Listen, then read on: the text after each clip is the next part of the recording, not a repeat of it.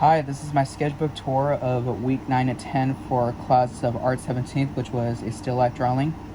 So I start off by mapping the page before I make a trace line carefully on the sizes of the props where it's positioned so that it doesn't come out very wonky or crooked from one another, so that it doesn't take a huge amount of space in the page. Then after that, I began put a little shade with my blending stomp on the mug to put the volumes pretty lighter until I shape pretty darker on the handle, the inside, as well as the outside of the mug. Then I move over to the handle pot right here, where I started off by using the blending stump to shade the volume a bit lighter around the pot from outside and in, as well as the handle, which is pretty tricky to position to the pot, but at least it came out pretty decent.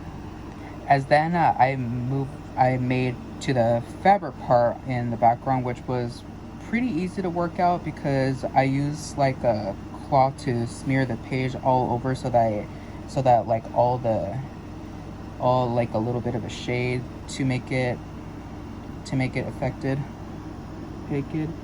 Before I begin the details, then I use eraser to erase the big and small lines onto the fabric to keep it detailed.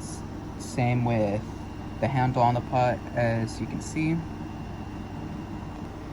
And now we move on to the apples. So the first apple was simply kind of easy, as I began do the shade before I smear with my cloth as it gets pretty darker. Then I did the line all around it for the texture before I highlighted on the top so that it came out pretty well. But at least the first apple turned out pretty good. So now here's the tricky part, onto the second apple. I really tried to draw positions behind the pot really close, as I almost tried to look accurate, but the proportions is just getting very tricky as I tried, but which was a lot bigger than the other apple. But I did everything onto the shades and texturing like the last one. But it really turned out mediocre, I would say.